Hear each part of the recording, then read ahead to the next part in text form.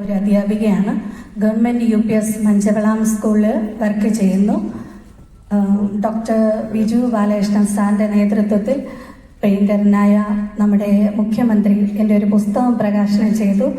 അത് വളരെ സന്തോഷം, വലിയൊരു ആഗ്രഹമായിരുന്നു. അതും ഞാൻ ഈ അവസരത്തിൽ സാറിന് നന്ദി അർപ്പിക്കുന്നു. ഞാൻ എൻ്റെ ചോദ്യത്തിലോട്ട് കടക്കുകയാണ്. സംസ്ഥാനത്ത് പ്രവർത്തിച്ചു വരുന്ന ഭിന്നശേഷി ഓട്ടിസം വിദ്യാർത്ഥികൾക്കായുള്ള സ്പെഷ്യൽ സ്കൂളിൽ വർക്ക് ചെയ്യുന്ന സ്പെഷ്യൽ അധ്യാപകർക്കുള്ള ആനുകൂല്യങ്ങളും പെൻഷനും പ്രത്യേക പരിഗണനയും ആവശ്യപ്പെട്ടുകൊണ്ട് വിനീതമായി അറിയിക്കുന്നു.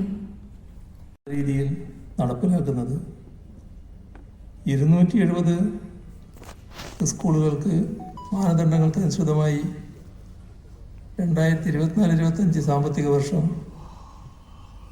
48 കോടിയിൽ പരം രൂപ അനുവദിച്ചിട്ടുമുണ്ട്. നിർദ്ദിഷ്ട യോഗ്യതയുള്ള അധ്യാപകർക്ക് ഓണറേറിയമായി